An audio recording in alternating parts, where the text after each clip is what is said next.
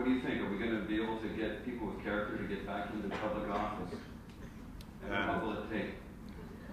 You know, Rex and I have had this, it's one of the things we often talk about at lunch, and you try to decide whether we make that kind of a statement, because, I mean, the era that you talk about, first ministers in the land, you know, whether they're prime ministers or premiers, Trudeau's, Levesque's, Lougheed's, Davis, Blakeney's, I mean, these were like amazing people, and people really looked up to them.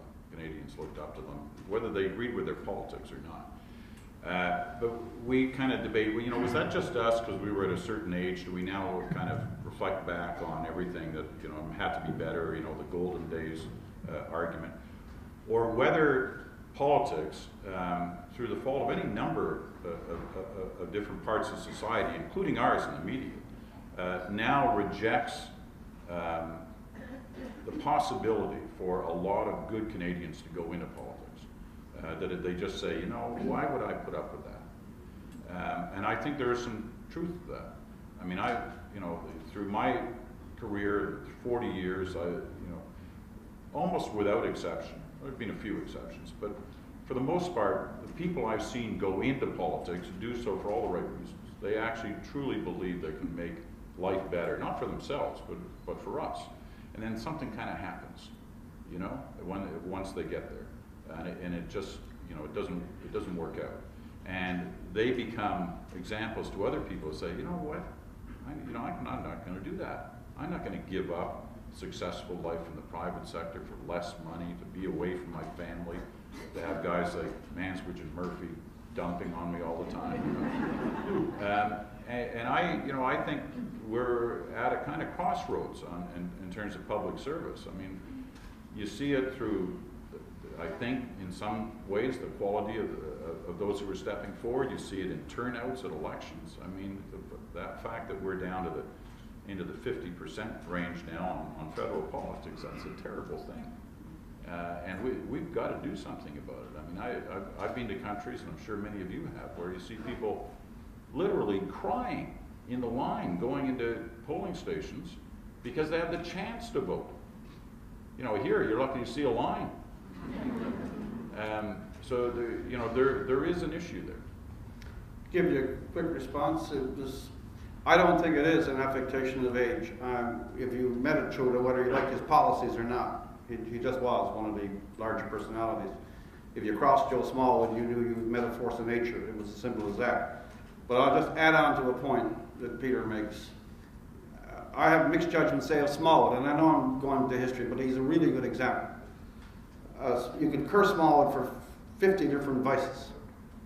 But Smallwood had a couple of core passions that were larger than himself and larger than his politics. There was no questioning his visceral, deep love for Newfoundland. And once he embraced Confederation, this wasn't the polls. He wasn't checking the polls, well, you know, if I say Confederation is a good thing, I'll knock out the Tories, which is the game being played now. There were certain large ideas related to the function of political endeavor, that if you are representing the people, apart from private advantage, satisfaction of ambition, doing in the other guy, all of which are the set of pleasures of politics, you also had something else. You speak to the country and to the province. By the way, that's the other point. Premiers then were premiers of provinces. Joey was a premier of Newfoundland. But he also said, I'm one of the 10. There is this informal conclave that also manages the dynamics of the Confederation. And I care about that because that flows back into my province. Our provincial premiers these days, most of them, have become provincial premiers. And that's where it stops. Danny Williams, he is the premier of Newfoundland, and there is no surplus. And I could go across the country. So I do think he's right in that politics has demeaned itself, and therefore some people flee from it. Celebrity has become another way that the mode of discourse has been cheapened. But the politicians that enter these days, at least in our confederation, don't have that extra dimension that even if they are in their private lives a bit scattered, who is not? But you do carry a large idea about the immense country that you have and the unimaginable benefits that we've had in this country for unintermittently for about 70 years. A lot of questioners. Let's just go to the question. How do you see your role? You know, I heard about the Agassiz thing, and I always find it odd when people sort of make these sort of confessions after the fact. You know, I wish Rex, when he was dumping on Madonna in the book, had put the proper context. I mean, they used to date.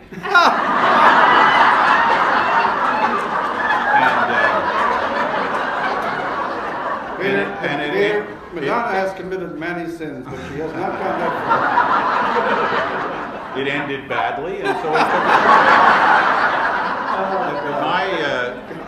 my you know, answer to the, you know, what's our role is very simple. You know, I mean, we're there to, you know, examine the issues that are important to you, lay out the facts, put them in context, challenge assumptions, be fair, be accurate, let you decide how you want to feel about it. That's what we do. That's our goal in the news portion of our program. After that, we, you know, throw out opinions. You know, I write this thing for Rex every week, and he comes out and reads it, and then and we try to be provocative that way. No, and you know, we have things like the ad issue panel, where you hear a range of opinion and thought on particular issues that affect our lives. But the news, as journalism, is there to afford you the opportunity to look at the facts fairly, accurately, in context, offer you the chance to explore other ways of finding out more information on it, whether it's online or reading books or going to newspapers. But that's our role. I'd give a very quick thing. Mine is not, you know, I'm merely ancillary clergy and he's the papal authority. But I say there's a couple of things. Point of view, it is in the 21st century, opinion has wandered over into a broad stretch definition of journalism, but I don't think of it that way. I think that, for one thing, you want to have a bit of fun. I mentioned the Newfoundland thing, and politics can be dreary, and it can be all those things, so at least we should extort a small tax of amusement out of it. That's one thing. Second thing is stir the conversation. We're a very large nation, and if you can do it in a certain kind of manner, if you can tease a topic in a way, and it doesn't matter, by the way, necessarily the side you're taking, but if it energizes the overall conversation, I see that as half useful. On Checkup, it's a different thing.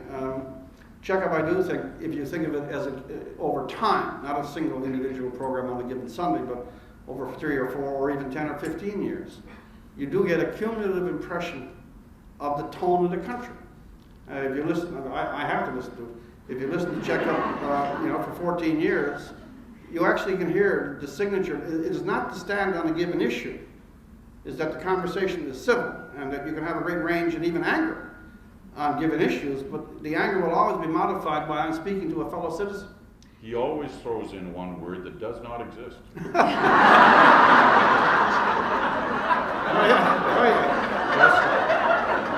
Just to see whether you catch it, and after 14 years, nobody's ever caught it.